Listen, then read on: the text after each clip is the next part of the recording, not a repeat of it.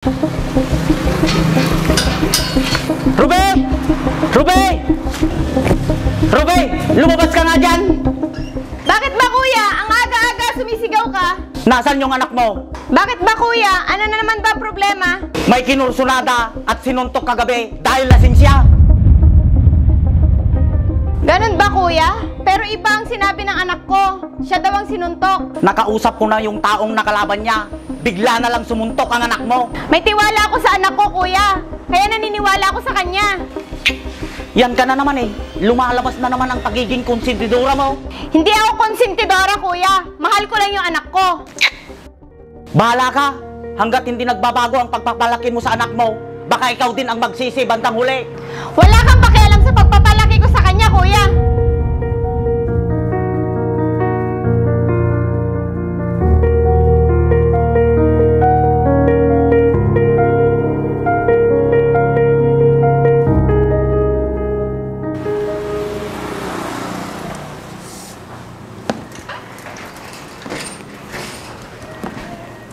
Oh anak, wala ka bang pasok ngayon?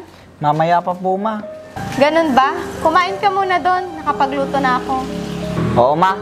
Hindi pa po ba kayo papasok sa trabaho nyo? Mamaya pa siguro. Ama, nakapagpadala na po ba ng pera si Papa? Oo anak, nakuha ko na kahapon. Ayos, ma. Dagdagan mo yung perang ibibigay mo, ama.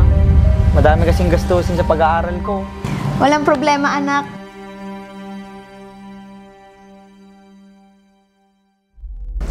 Kaya nga kami nagtatrabaho ng papa mo para maibigay lahat ng pangangailangan mo. Salamat, ma. Ang bait mo talaga. Anak, magkano ba lahat ng kailangan mo? Mga 10,000, ma. Ganun ba?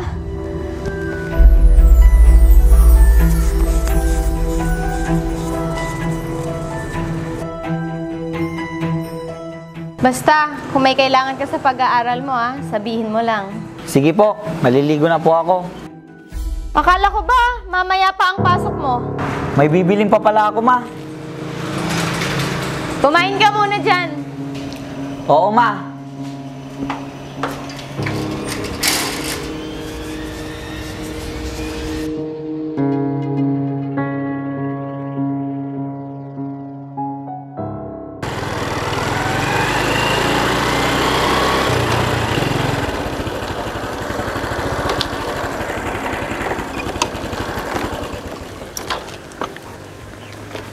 Kuya Jerry, wala ka bang pupuntahan ngayon? Oh, ikaw pala, Christian. Wala naman. Bakit? Tara, samahan mo ako. Magsabong tayo tapos magiinom. Di ba nag-aaral ka? Di ka ba papasok? Hayaan mo munang pag-aaral. May pera ako ngayon. Madami akong puhunan, oh. Tara. Baka pagalitan ka naman ng mama mo kapag hindi ka pumasok. Hindi magagalit yon. Tsaka hindi niya naman malalaman eh. Baka sabihin niya, ako yung nagyayaya sa'yo. Huwag mo nang problemahin yun. Akong bahala. Mahal ako ni mama ko. Ikaw ang bahala. Pagkatapos natin magsabong, iinom naman tayo mamayang hapon. Sige, tara. Yan. Gusto mo din pala eh. Try ka na.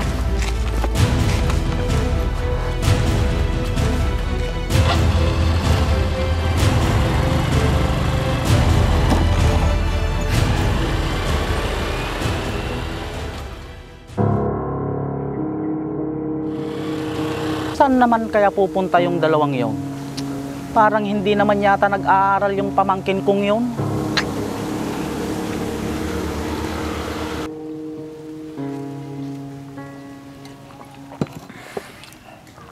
Malas tayo kanina kay Jerry. Muntik na ubos yung 10,000 ko. Oo nga eh. Sayang nga, di tayo nakabawi, Christian. Sa susunod, kuya, mananalo na tayo. Teka nga pala, buti hindi nahalata ni mama mo na huminto ka na sa pag-aaral. Abala yun sa trabaho, kuya. At si Papa nasa ibang bansa naman. Kaya hindi nila ako masyadong napapansin at nababantayan. Ganun ba? Kaya kahit anong ilingin ko kay Mama, binibigay niya nang walang tanong-tanong. Di ka ba pinapagalitan ng mama mo pag nalalasing ka? Hindi, kuya. Mahal ako nun. Paano pag may nakaaway ka, kapag nalasing ka? Yung kaaway ko pa yung pinapagalitan niya. Kahit ako yung may kasalanan, ganun niya ako kamahal. Pansin ko nga.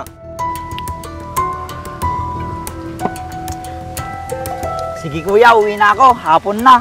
Baka dumating si mama. Sa susunod ulit kapag nakahingi na naman ako ng pera ko. Sige.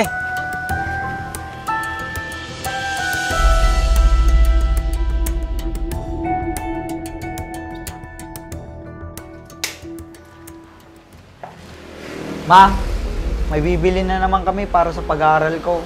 Magkano anak? Mga 5,000 siguro, ma. Sige anak.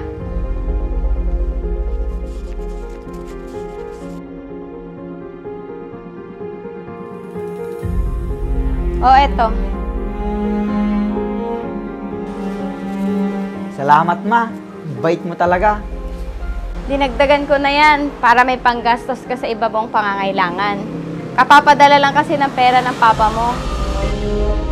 Basta, pagbutihin mo yung pag-aaral mo. Opo, ma. Tara anak, sabay na tayong pumasok. Total, magkalapit lang naman yung paaralan mo at pinagtatrabahuhan ko. Mauna na kayo, ma. May dadaanan pa ako. Ganon ba? Sige anak, mauna na ako. Sige, ma. Ingat kayo.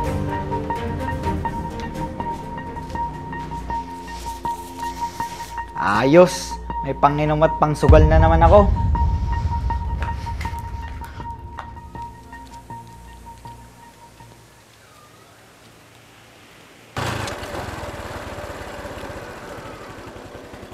Hoy, Jerry! Tara, inom tayo! Di ka ba papasok sa paaralan? Hindi na. Huminto na ako sa pag-aaral. Oh, ba't ka nakabihis kung ganon? Kunwari lang ito para makahingi ako ng pera kay mama. Ganun ba? Di niya ba nahalata? Hindi naman. Tara na. Marami akong pera ngayon. Sa susunod na lang, may pupuntang kasi ako. Bahala ka. Magsasabong pa ako. Tapos magiinom. Pasensya na. Importante kasi yung pupuntahan ko, ikaw na lang. Sige, ikaw ang bahala.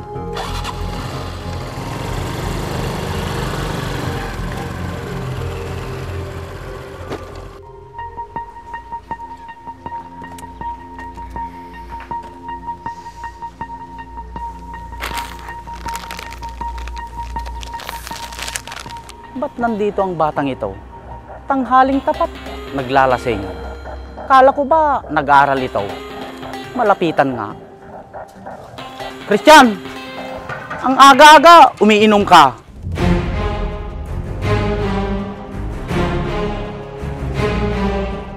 Hindi ka ba pumasok sa paralan? Di ba nag-aral ka? Huminto na po kasi ako sa pag-aaral dito. Huminto? Bakit nakabihis ka pa kung ganon?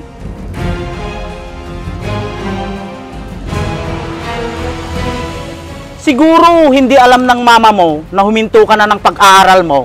Ano? Hindi nga po. Nagpapakahirap magtrabaho ang mga magulang mo para mapag-aral ka lang? Tapos, ganyan pang gagawin mo? Teka lang, tito. Bakit ka ba nangingialam sa amin? May pakialam ako kasi pamangkin kita. Kapatid ko yung mama mo. Kahit na. Di naman namin kayo pinapakialaman ah. Ganyan ka ba pinalaki ng mama mo? Wala kang galang ah. Tito lang kita. Hindi kita magulang. Kaya wag mo akong pagsasabihan ng ganyan.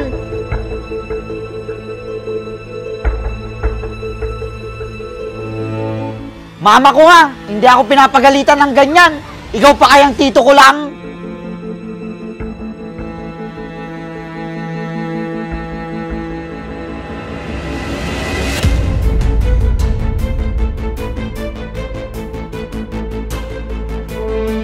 Masyado kasing kinunsinti ni Ruby ang anak niya.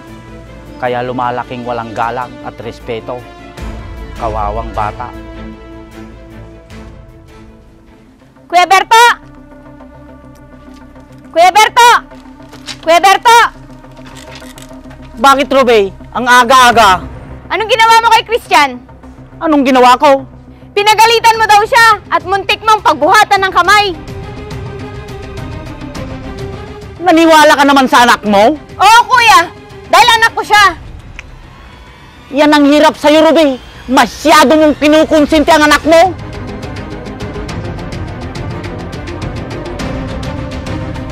Kahit nagsisinungaling na yung anak mo, pinaniniwalaan mo pa rin. Bakit? Ano bang nangyari, kuya?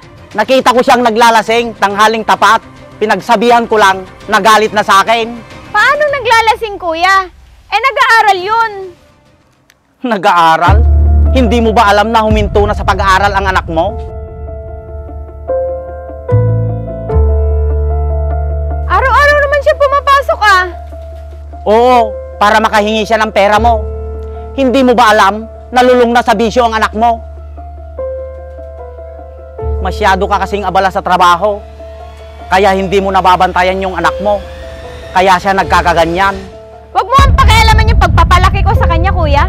Kahit mali na yung ginagawa ng anak mo, kinakampehan mo pa rin.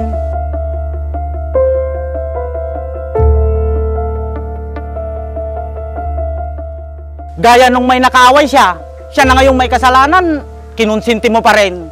Tapos, hindi mo pa pinagalitan. Ayoko lang na matakot siya sa akin. Hindi gaya mo. Natakot yung mga anak mo sa'yo. Hindi sila takot, Rube. Nirerespeto lang ako. Iba yung takot sa respeto. Tandaan mo yan. Pareho lang yun, kuya. Masyado kang mahigpit sa kanila, kaya takot sila sa'yo. Dahil sa paghigpit kong yon, nakapagtapos ang mga anak ko at may magandang trabaho na ngayon. At maaliwalas na rin ang pamumuhay nila. Basta kuya. Huwag mo kaming pakialaman sa buhay namin. Lalong-lalo na yung anak ko. Kahit nakikita kong mali ang ginagawa ng anak mo, Oo, kuya. Huwag na huwag mo siyang pagagalitan at ako ang makakalaban mo.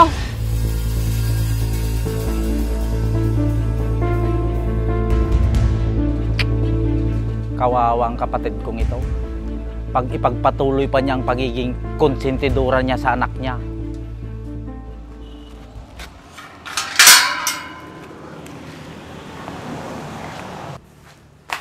Ma! Bakit, anak? Pahingi ng pera. Di ba kabibigay ko lang kanina sa'yo? Ubus na! Pinang-inom ko at natalo sa sugal. Wala na tayong pera, anak. Anong wala? Di pa kapapadala lang ni Papa ng 1 linggo?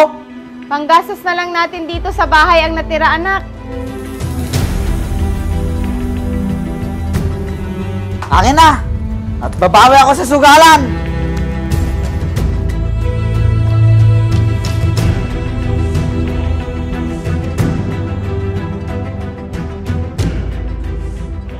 Kung nakinig lang sana ako sa pinapayo ni Kuya Berto, hindi magkakaganito yung anak ko.